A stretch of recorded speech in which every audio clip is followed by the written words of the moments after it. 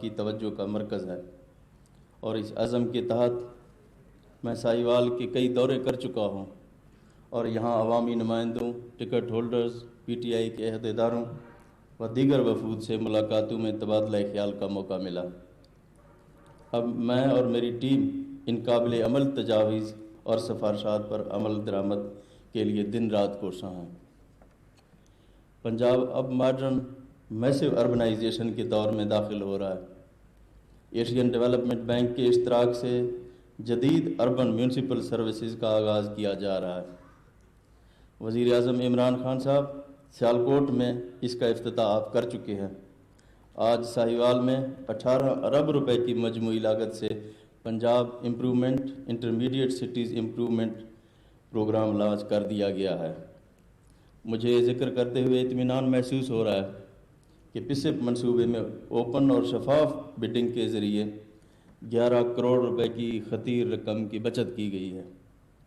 میں سمجھتا ہوں کہ ساہیوال اور سیالکوٹ مستقبل میں انجن آف گروتھ کا رول پلے کریں گے اور مزید 7 شہروں میں بہترین میونسپل سروسز کی فراہمی کی منصوبہ بندی بھی کی جا رہی ہے۔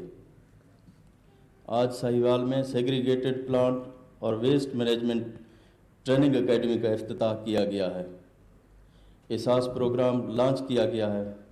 ہنرمند نوجوان پروگرام اور پنجاب روزگار اسکیم کا آغاز کیا گیا ہے اور پسپ پروجیکٹ کا سنگ بنیاد بھی رکھا گیا ہے۔ ساہیوال میں 120 بیڈ کے انسٹیٹیوٹ آف کارڈیالوجی کا سنگ بنیاد رکھا گیا ہے اور ہم اس کے ساتھ ٹیچنگ ہسپتال کو بھی اپ گریڈ اور بہتر کر رہے ہیں۔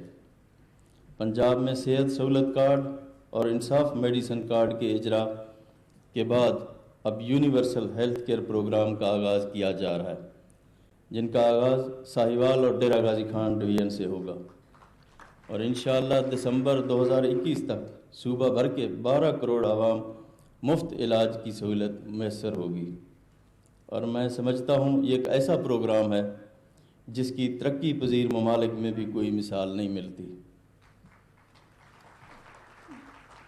ساہیوال کو صوبے میں لائیو سٹاک کا مرکز قرار دیا جاتا ہے، لیکن کسی نے پنجاب میں لائیو سٹاک پالیسی بنانے کی زحمت گوارا نہیں کی۔ وزیر اعظم صاحب کی قیادت میں یہ اعزاز بھی ہمارے حصے میں آیا ہے کہ ہم پنجاب کی پہلی لائیو سٹاک پالیسی تیار کر چکے ہیں۔ اسی سال بجٹ سے پہلے انشاءاللہ آپ کے پاس ہوگی۔ اور میں اہل ساہیوال کی وکالت کرتے ہوئے جناب وزیر اعظم صاحب کی خدمت میں گزارش کرتا ہوں کہ سمندری انٹرچینج سے ساہیوال اور چیچا وطنی سے رجانہ تک موٹر وے کے لنک روڈ کرنے کے لیے 2 رہی سڑک کے لیے NHA حکام کو ہدایات جاری کر دی گئی ہیں اور انہوں نے کمال مہربانی کا مظاہرہ کرتے ہوئے احکامات جاری کر دیے ہیں۔ انشاءاللہ صوبائی حکومت NHA کے ساتھ بیٹھ کے یہ موڈیلٹیز طے کرے گی اور انشاءاللہ بہت جلد آپ کو اس کی ہم خوشخبری بھی دیں گے۔ ڈیولپمنٹ پروجیکٹس کی تکمیل کے لیے عوامی نمائندوں و دیگر سٹیک ہولڈر سے رابطے رکھے جائیں گے۔